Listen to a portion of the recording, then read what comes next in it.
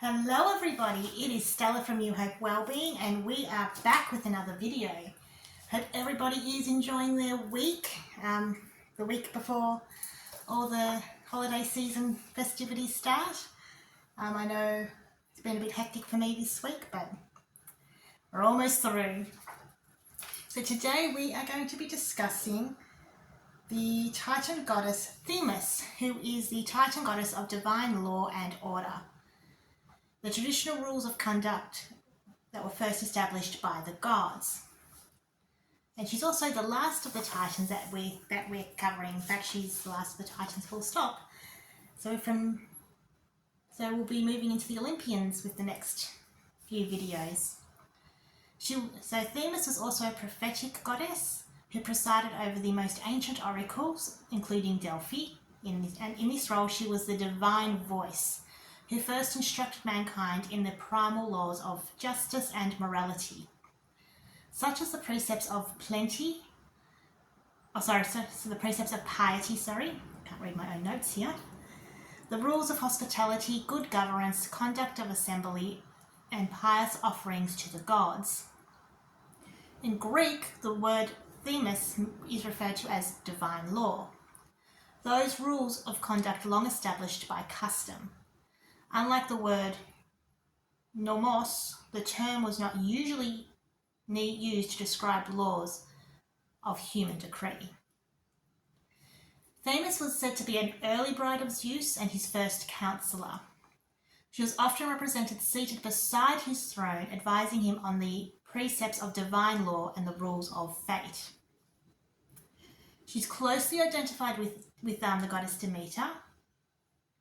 Indeed, and Themis has had 6 children: the springtime Horai, or the seasons, the death-bringing Morai, or the fates, and each reflecting the dual functions, as did Demeter's own daughter Persephone. Themis was also identified with our good mother Gaia, especially in the role of the voice of the Oracle of Earth. In Greek religion, she is the personification of justice, the goddess of wisdom and good counsel, and the interpreter of the god's will. And according to Hesiod's Theogony, she is the daughter of Oceanus and Gaia, although at times she also was identified with Gaia. In the Hesiod, she is Zeus's second consort, and by him the mother of, as I said earlier, the Morai and the Horai. And in some traditions, the Hesperides. On Olympus, Themis maintained order and supervised the ceremonial. She was the giver of oracles, and she was once.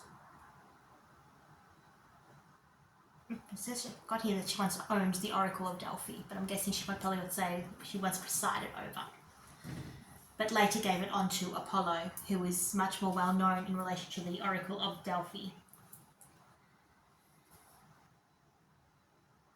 In the lost epic Superior, she plans the Trojan War with Zeus to remedy overpopulation, which is, if you think about it, a rather different take on the Trojan War than the usual mythology that we have about that war. The cult of Themis was widespread in Greece. She was often represented as a woman of sober appearance carrying a pair of scales. She had several temples in Greece, though they are not described in any great detail by ancient authors, but we can deduce that her temples were at the various oracle shrines of Zeus. So at Dodona, so his one was at Dodona, which was in. Then there was another one in Athens nearby to the Acropolis, at the Temple of Ramonos, beside one of Nemesis. The temple of, and then she has a temple of Themis in Thessalia.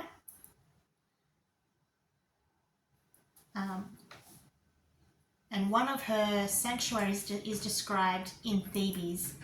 It's somewhat more detailed than what all the others were. And so we can deduce from that in itself is that this particular one is possibly held more importance than her others. Along the road from the Nestian Gate at Thebes are 3 sanctuaries. There is a sanctuary of Themis with an image of white marble. Adjoining it is the sanctuary of the Morai, or Fates, which are her daughters.